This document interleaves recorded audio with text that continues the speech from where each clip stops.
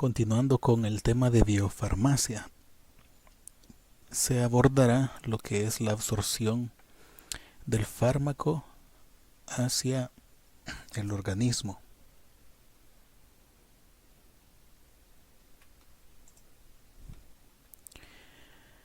Primero hay que tener claro de que todo el tubo digestivo está formado por enterocitos, es decir, células del enterón, y están especializadas en absorber los nutrientes necesarios para el organismo. Y esas células constan de una membrana celular, y esa membrana celular pues consta a su vez de una capa doble de lipídica, y que en algunos sitios de esa doble capa lipídica pues hay proteínas que se especializan en el transporte de sustancias, ya sea hacia el exterior o hacia el interior de la célula. Cada componente de la capa lipídica pues tiene una región hidrofílica y tiene una cola que es la porción hidrofóbica. Por lo tanto, el fármaco como molécula que necesite atravesar la membrana pues se espera de que tenga la polaridad suficiente y el tamaño suficiente para poder atravesar de un lado hacia otro. Y dependiendo ya sea del tamaño, la polaridad, así va a ser la ayuda o no que necesitará el fármaco para poder atravesar la membrana. Ahora bien, ¿qué es lo que pasa con los fármacos que son electrolitos débiles? Pues va a depender del pKa que tengan y del ambiente donde estén, es decir, el ambiente donde estén en la región, ya sea del estómago o del intestino, es decir, el pH del ambiente, en donde predominará ya sea la forma ionizada o la forma no ionizada. ¿Qué es lo que sucede? Como esta capa bilipídica, esta región de acá es bastante no polar. Por lo tanto, la especie del no ionizada del electrolito débil, en este caso el fármaco, es la que tendrá mayor facilidad de atravesar la membrana, es decir, de permear de un lado hacia el otro. ¿Por qué? Porque a diferencia de la especie ionizada, pues tiene mayor polaridad y no tendrá la interacción suficiente con la parte interna de la capa bilipídica, que es no polar, y por lo tanto le costará más atravesar la membrana, o puede ser que no la pase y necesite entonces de ayuda. Ahora bien, con respecto a la absorción de los fármacos, se puede decir de que hay dos mecanismos por los cuales los fármacos atraviesan la membrana celular, y se dividen en dos grandes grupos: aquellos que no necesitan energía para atravesar la membrana y aquellos que sí necesitan energía para atravesar la membrana. Comenzando con los que no necesitan energía, pues se conoce como difusión pasiva. Y la difusión pasiva pues prácticamente va a atravesar el fármaco toda la membrana de un lado hacia el otro, sin la ayuda nuevamente de energía. Y eso es porque el fármaco tiene la suficiente polaridad tanto de estar solubilizado en agua y también la no polaridad para ser afín a esta región no polar de la membrana y poderla atravesar. Ahora bien, hay entre células y células, a veces hay unos espacios entre ellas. Y hay moléculas que no pasan atravesando la membrana, sino de que pasan atravesando la membrana celular, pero en medio de los espacios entre célula y célula. Esto tampoco necesita energía. Y pues las moléculas algunas son pequeñas y pasan, digamos, en medio de cada célula si llegan al torrente sanguíneo. También hay otros tipos de fármacos o de moléculas, ya sean nutrientes, que no pueden atravesar la membrana transcelularmente, es decir, atravesándola o en medio de las células, sino de que necesitan la ayuda de unas proteínas que sirven como un túnel. Tampoco se necesita energía para este mecanismo.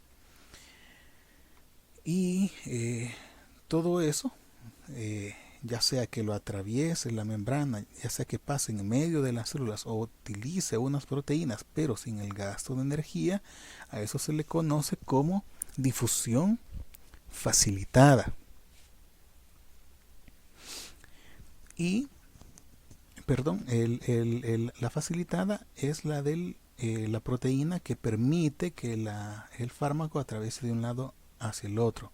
Esa es la facilitada. Y todas ellas, pues, se conocen como difusión pasiva, ya sea la transcelular, la paracelular y la difusión facilitada. ¿Facilitada por quién? Por una proteína que permite el paso de un fármaco de un lado de la membrana hacia el otro. Ahora bien, hay absorción, hay un transporte del fármaco en donde se necesita energía para que pueda atravesar la membrana, y generalmente lo hace con proteínas especializadas para para esos mecanismos. Algunas requieren la inversión de ATP para que pueda atravesar la membrana el fármaco, y otros lo hacen por gradiente electroquímico, en donde en cualquiera de los dos hay un gasto de energía. Hay más mecanismos, los que se conocen también como endocitosis y pinocitosis, pero para efectos de esta presentación, pues más que todo interesa lo que es la difusión pasiva y a lo sumo, digamos, el transporte activo con algunas proteínas que ejercen un mecanismo de llevar el fármaco de un lado de la membrana hacia el otro. Ojo, hay que tener claro algo, y es lo siguiente: es de que las proteínas que requieren inversión de energía no son muchas a través de toda la membrana, sino de que son algunas, comparado con la gran cantidad de superficie que tiene la membrana, con sus componentes bilipídicos. Por lo tanto, hay que tener en cuenta eso, porque el transporte activo a través de proteínas, con la ayuda de proteínas, pues requiere una serie de pasos, y esos pasos pues vamos a ver un poquito más adelante de que afectan la cinética de absorción.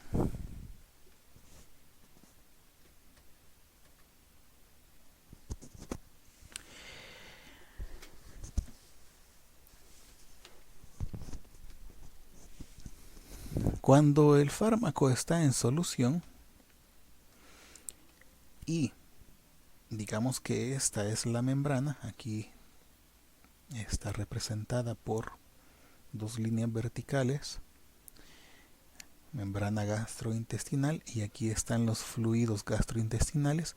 El fármaco debe estar totalmente solubilizado para poder absorberse, para que se absorba hacia el otro lado de la membrana y pase al torrente sanguíneo. ¿Qué es lo que sucede? Los fármacos en esta región del fluido gastrointestinal pues están relativamente a mayor concentración que el otro lado de la membrana, en donde una vez el fármaco atraviesa toda la membrana, pues el torrente sanguíneo lo distribuye hacia todo el cuerpo. Por lo tanto, la concentración de fármaco de un lado de la membrana es mayor y en el otro es menor. Siempre va a ser mayor en el lado de donde está el medicamento liberando al principio activo.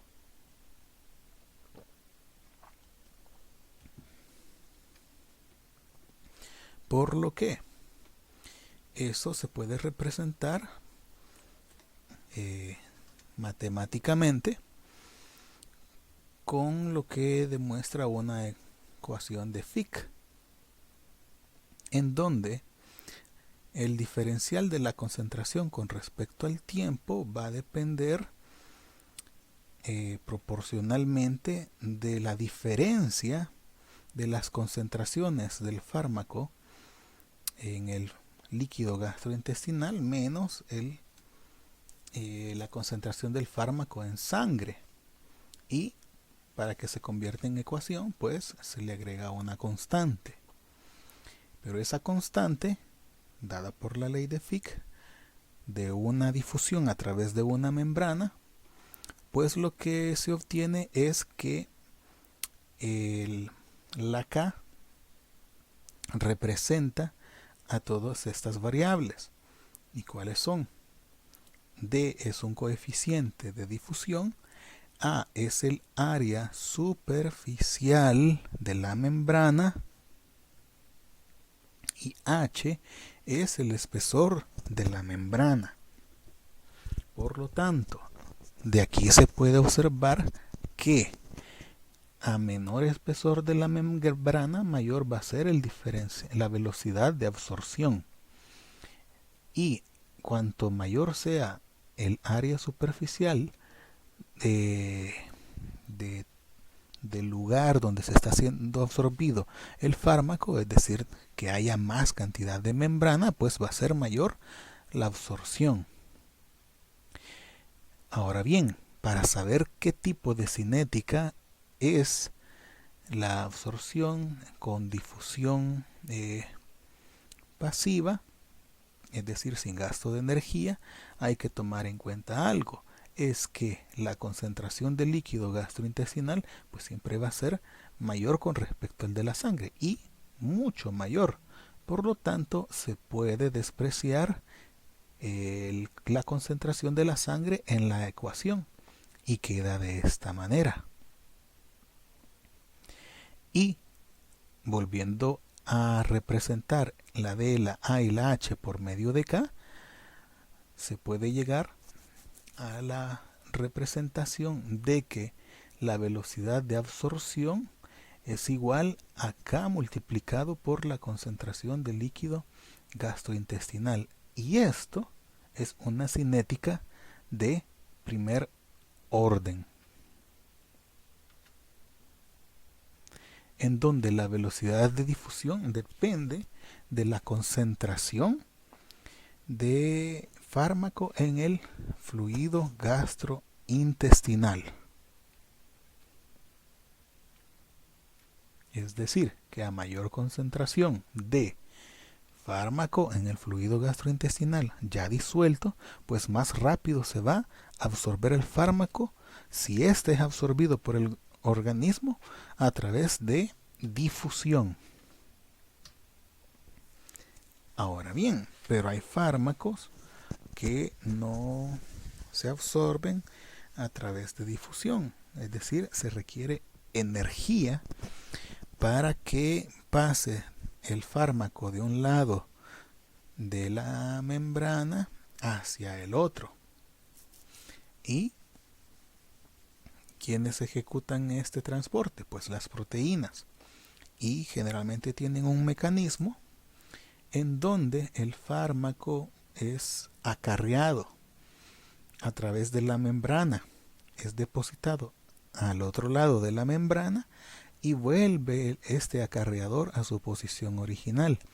Todo esto lleva tiempo y estas proteínas no son muy abundantes a través de, comparado con la capa bilipídica, a través de toda la membrana celular, por lo que comparando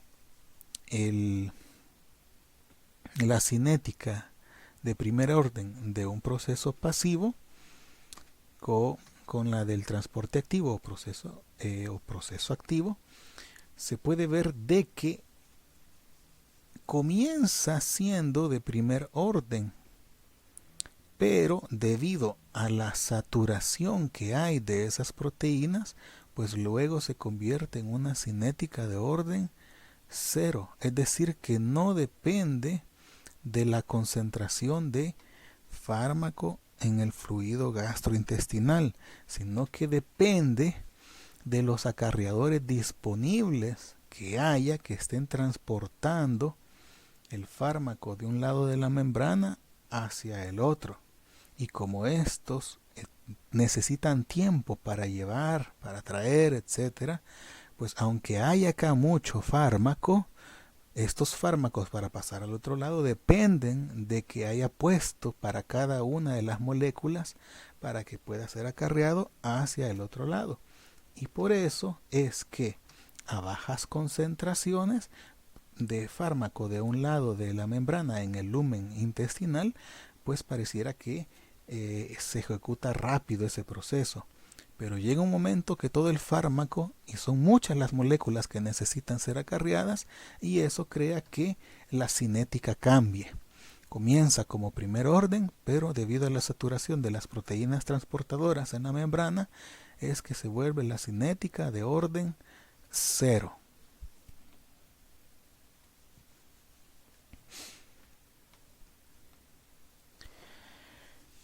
Entendiendo todo ello, cómo es que es la fisiología del tubo digestivo, cómo es que es los mecanismos de absorción de los fármacos que atraviesan la membrana, también hay que entender qué barreras de absorción hay dentro del mismo organismo. Y pues lo primero que hay de barrera es al llegar al estómago. Y el pH gastrointestinal es un medio donde algunos fármacos no son estables. Y debido a ello, dependiendo los grupos funcionales que tengan, entonces estos fármacos, estas moléculas, se hidrolizan. ¿Por qué se hidrolizan? Pues hay que recordar el tema de la estabilidad intrínseca que se vio al inicio del ciclo, y vean de que hay lugares, hay grupos funcionales que son susceptibles a la hidrólisis, y por lo tanto, si estos fármacos se disuelven en los fluidos gástricos, pues están más propensos a sufrir una hidrólisis. Por eso es que La eritromicina, el principio activo eritromicina, su forma farmacéutica es tableta recubierta. ¿Por qué? Para que ese recubrimiento le brinde protección a este principio activo y logre disgregarse, y cuando ya esté disgregado pase rápidamente a lo que es el intestino. Otro medicamento que tiene recubrimiento o digamos esferas sólidas recubiertas del principio activo es el omeprazol. El omeprazol, si bien es un antiácido, es inhibidor de la bomba de protones, pero antes de que se absorba, pues necesita disolverse, y ya disuelto, pues si hay ácido alrededor de él, pues se va a hidrolizar. La bencilpenicilina G, pues como ya sabemos, es un beta-lactámico, y los beta-lactámicos son los más susceptibles a hidrólisis. Por lo tanto, dentro del tubo digestivo hay que hacer de que estos medicamentos puedan resistir la hidrólisis lo más que se pueda. Y por eso es que la bencilpenicilina no se administra en solución, sino que se administra en suspensión extemporánea, a fin de que sea el usuario el que prepare el polvo. El polvo le agregue agua y genere la suspensión y se la tome, y esos polvos se van a disolver, y como ya sabemos, el tubo digestivo, específicamente en el estómago, cuando llega un medicamento que es líquido, lo deja pasar rápidamente hacia el intestino. Ahora bien, ¿qué otra barrera puede haber? Pues la solubilidad, y más si es electrolito débil, y la absorción, y si es también electrolito débil. Todo va a depender de que la forma ionizada y la no ionizada, qué tanta solubilidad tengan, y que al final siempre haya una tendencia del equilibrio químico a formar la molécula no ionizada para que ésta pueda absorberse. Pero ¿qué también puede afectar a los fármacos una vez disueltos? Pues las enzimas. Hay enzimas gástricas y hay enzimas intestinales, en donde el jugo gástrico genera pepsina, que va a ser afín a todos aquellos fármacos que pues semejen en cierta manera a algunas proteínas y que tengan ese tipo de enlace peptídico que pueda romperse. Entonces el fármaco no tendría la estabilidad suficiente y no generaría una buena absorción, y por lo tanto no habría un efecto después en el usuario. O que tengan, digamos, el jugo pancreático afinidad por ciertos fármacos que los pueda degradar a través de lipasas, amilasas o proteasas.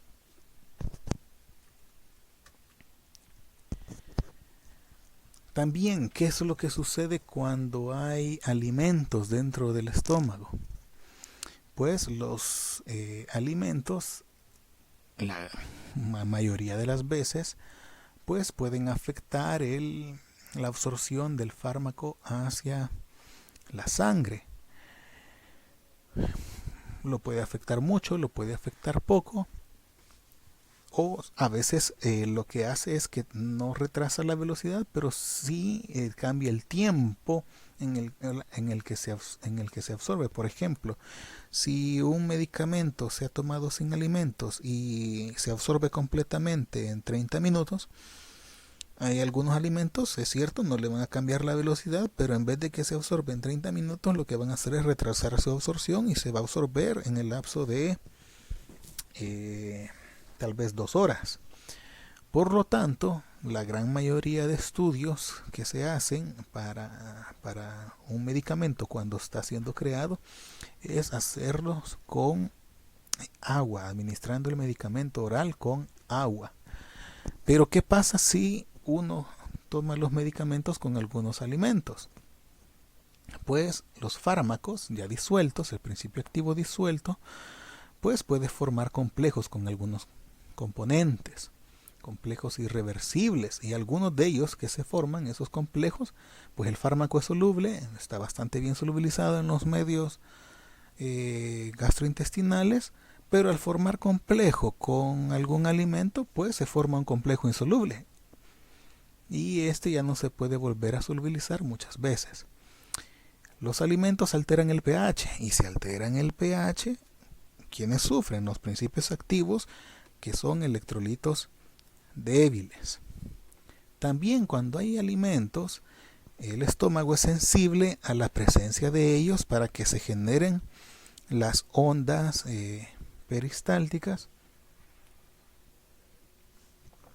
y cambien así los tiempos de vaciamiento gástrico. También cuando hay alimentos, pues se segregan las secreciones gastrointestinales, enzimas, sales biliares, y cambian la composición como si se tomara solo agua. A veces hay competencia entre los nutrientes de los alimentos y las moléculas de los fármacos por mecanismos de absorción especializados. Lo más obvio, los alimentos pues aumentan la viscosidad, y si se aumenta la viscosidad, la solubilidad va a ser menor. Eso estudiado por la ley de Fick. Cambios en el metabolismo presistémicos inducidos por los alimentos. A veces los alimentos pueden variar un poco cómo está funcionando el organismo, y debido a eso que funciona un poco diferente, pues la absorción del fármaco pues va a ser diferente. Y algunos alimentos también, o sea, generan también cambios en el flujo sanguíneo, y pues entonces va a cambiar la velocidad de distribución del fármaco dentro del organismo.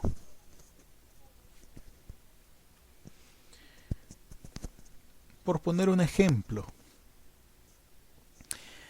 hay un fármaco que es la tetraciclina, que forman complejos irreversibles y con algunos metales, y es por ello de que no deben de tomarse con otro líquido que no sea agua, porque forma algunos complejos. En este caso está representado por el magnesio.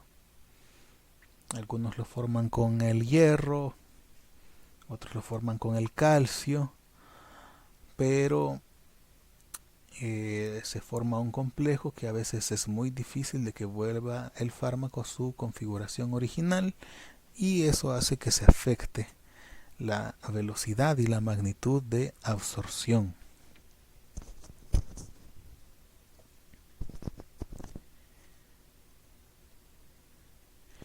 Entrando a lo que es la disolución del fármaco en el organismo, características de la molécula y la partícula. Vamos a ver qué características físico-químicas influyen para la disolución del fármaco, pero dentro del organismo. En el tema de soluciones se vio fuera del organismo, es decir, in vitro, con componentes normales como que si fuera agua, al propilenglicol, glicerina, pero ya en el organismo pues las condiciones van cambiando poco a poco según por donde vaya transitando el medicamento. ¿Y qué se necesita saber para ello? Pues el concepto de solubilidad, disolución y también las características de partícula, especialmente la forma, el tamaño, y qué hidrofobicidad o hidrofilicidad puede tener la molécula con respecto a los solventes. Como ya se ha visto anteriormente, hay electrolitos débiles, y esos electrolitos débiles, pues dependiendo el pH del solvente donde ellos estén, pues van a generar ya sea la especie ionizada o la no ionizada, todo dependiendo de su pKa con respecto al pH del medio donde estén disueltos. Ahora bien, hay fármacos que son electrolitos débiles y algunos son ácidos débiles y otros son álcalis débiles. Teniendo estos dos tipos de electrolitos, hay que hacerse dos preguntas biofarmacéuticamente: ¿en dónde se disuelven más rápido y en dónde se absorben mejor según el criterio de la sustancia no ionizada? Veamos.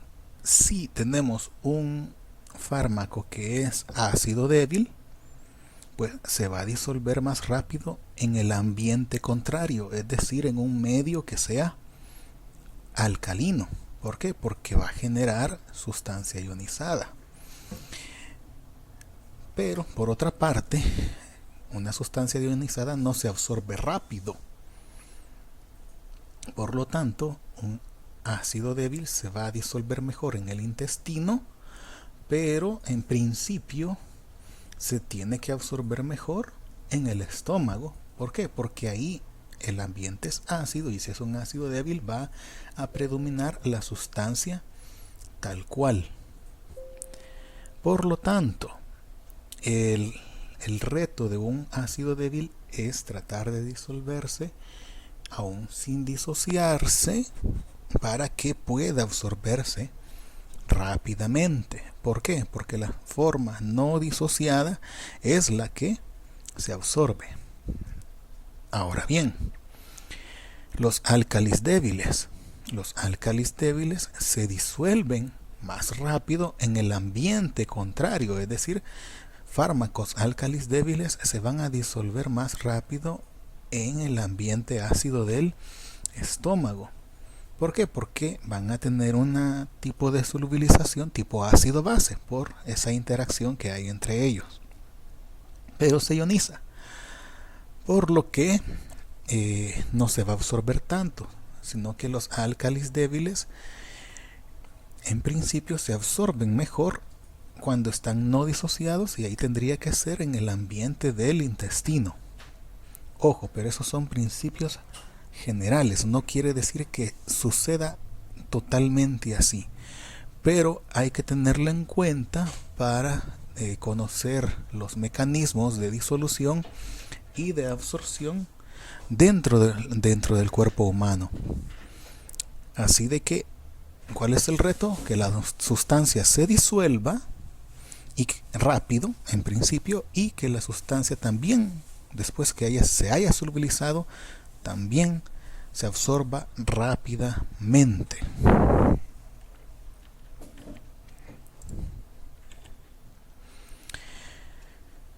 De los fármacos que existen en el mundo para diferentes tipos de patologías, pues aquellos que son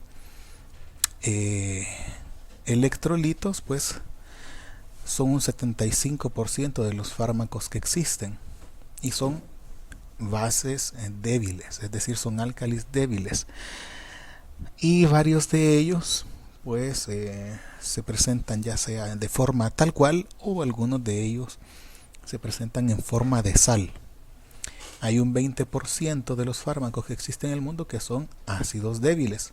Se pueden presentar en su forma tal cual, es decir, sin disociar, o una materia prima que sea una sal.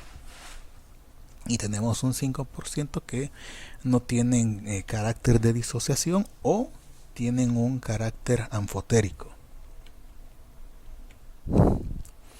Por lo tanto, para que veamos qué es lo que pasa con sustancias, ya sea ácidos débiles o álcalis débiles, las dos tienen el mismo pK, nada más de que uno, por ser ácido, tiene un pKa de 4, pero también esta sustancia que es álcali débil tiene un pKb de 4, ¿qué pasaría, digamos, dentro del organismo, específicamente en un ambiente de el estómago?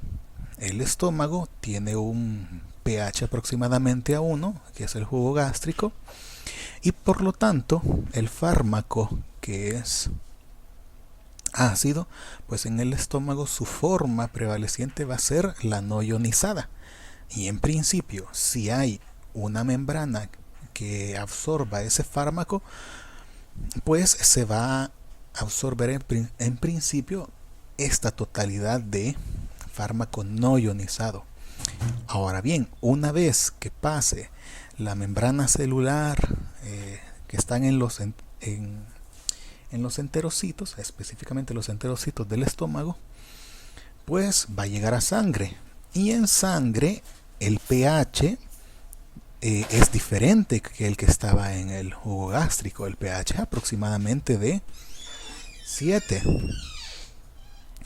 Y este pH para una sustancia que tiene un pKa de 4, pues prácticamente la sustancia se va a ionizar dentro del plasma sanguíneo. Y la mayor parte del fármaco va a estar ionizada. Y así se va a distribuir a lo largo de todo el organismo. Ahora bien, ¿qué pasa con la sustancia álcali débil que se encuentra en un ambiente gástrico? Pues como es un álcali débil y tiene un pKb de 4 y este ambiente ácido todavía es menor que el valor del pKb, pues entonces prácticamente toda la sustancia álcali que se disuelva se va a ionizar. Y como se va a ionizar, casi un 99% de la sustancia pues le va a costar atravesar la membrana celular para irse a circulación sanguínea. Y en principio solo se va a estar absorbiendo dentro del estómago un 0.1%, que es la fracción que queda no ionizada. Ahora bien, esta fracción que logra atravesar la membrana, pues cuando llega al ambiente alcalino de la sangre, como esta sustancia es álcali, se vuelve a formar la fracción no ionizada. Y esta fracción no ionizada, pues en sangre, de todo lo que haya de esa sustancia, pues va a ser un 99.9% y va a ser distribuida así a lo largo de todo el organismo. Por lo tanto,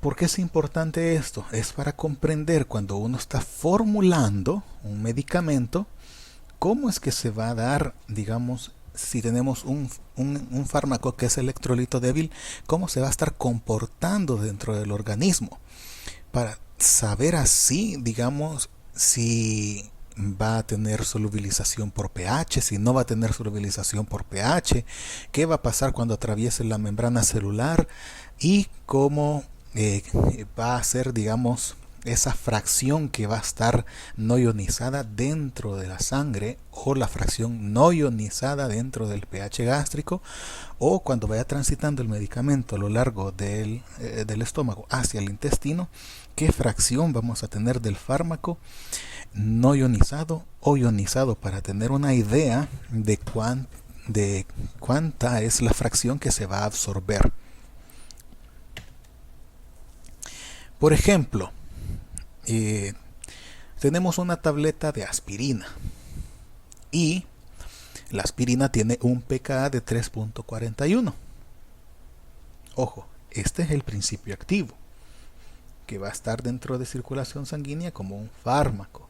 Pero esta aspirina está como materia prima en la tableta. Ojo, no la molécula, sino que todos los cristales que ha formado la aspirina y ha generado un polvo con todo su hábito cristalino.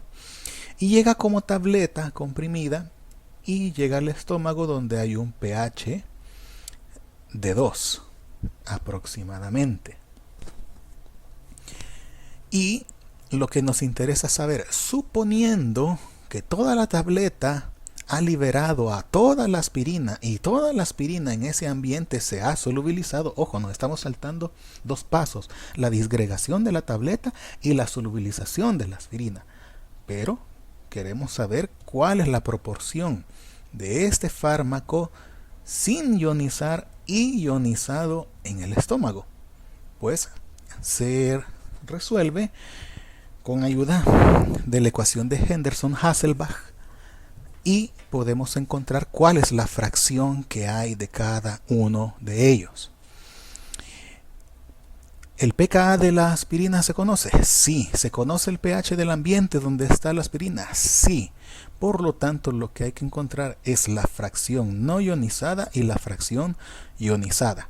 En esta ecuación, pues, se colocan los datos que se conocen y al final todo es un procedimiento matemático sencillo, donde aquí al final llegamos a una expresión logarítmica, le sacamos el antilogaritmo y tenemos de que por cada fracción o por cada unidad, por cada mol, como le queramos llamar, por cada gramo que haya de fármaco disociado, pues hay 25.7 de fármaco no disociado. Si lo expresamos en moles, por cada mol que haya de fármaco disociado, pues van a haber 25 moles de fármaco no disociado. Por lo tanto, en principio, como está no disociado el fármaco, está listo para absorberse en el estómago. Ahí la única diferencia va a ser de que el área superficial de absorción del estómago no es tan alta comparada con el intestino. Por lo tanto, la velocidad de absorción va a estar limitada por esa área superficial y se va a tener que absorber a la velocidad que permita el área superficial que está dentro del estómago. Ahora bien, eso es fracción. Ojo, no pusimos las unidades y aunque las concentraciones se pueden expresar en moles, pero también nosotros podemos hacerlo en gramos, miligramos, etc. Suponiendo que se ha administrado una tableta de 500 miligramos de aspirina, ¿cuánta fracción no ionizada estará disponible en el estómago? Suponiendo los mismos aspectos anteriores. Por supuesto, el pKa no varía y del pH del estómago está invariable, está en un pH de 2. Pues tenemos esta relación de que por cada 1 gramo, por cada miligramo disociado de aspirina, hay 25 miligramos no disociados de aspirina. Por lo tanto, la fracción no disociada va a ser igual a lo no disociado dividido entre la totalidad. ¿Y quién es la totalidad? De toda la aspirina que hay disponible ahí disociada y sin disociar, pues es la suma de las dos, 25 más 1. Y eso nos da, haciendo la operación, 0.96. Ojo, la fracción no puede ser mayor que 1. La fracción es igual a la unidad. Y esta fracción no disociada, pues solo la multiplicamos por 500 miligramos y entonces sabemos que de los 500 miligramos que tenía la tableta y que están disueltos completamente, lo que está sin disociar es 481 miligramos, listos y dispuestos a ser absorbidos a través de la membrana de los enterocitos para pasar a circulación sanguínea. Y la fracción disociada de esos 500 miligramos, pues no es nada más de que poner en el numerador la fracción disociada dividido entre la totalidad de fracciones, perdón, de proporciones. Entonces nos da este valor de 0.0375 y Para conocerlo en masa de esos 500 miligramos, pues solo se multiplica por esa fracción y ya se tiene de que de los 500 miligramos que se administraron en la tableta, pues lo que está disociado son 18.75 miligramos. Como están disociados, pues ellos no van a poder ser absorbidos, ya que se encuentran disociados. Queda para resolver en casa lo siguiente. Suponiendo que todo el fármaco ha sido absorbido, es decir, cualquier cantidad, puede ser utilizar los 500 miligramos o pueden utilizarlos. ¿Cuál es la proporción de fármaco sin ionizar y ionizado en el plasma? Digamos que ya atravesaron la membrana celular de lo que es los enterocitos del estómago. Entonces, y pasaron a circulación sanguínea. Y el plasma tiene un pH de 7.4. Esta aspirina, por ser electrolito débil y ser un ácido electrolito débil, pues va a tener proporción de ionizada y proporción no ionizada. Lo resuelve en casa y no es nada más que aplicar la ecuación de Henderson-Hasselbalch, pero nada más de que va a sustituir el valor del pH por 7.4. Otro ejemplo, la sulfapiridina sigue siendo un ácido débil. Ojo, al ver la molécula no parecería ácido débil. ¿Por qué? Porque las personas pueden pensar de que tiene varios nitrógenos. Aunque tenga varios nitrógenos, átomos de nitrógeno, no significa que va a ser álcali.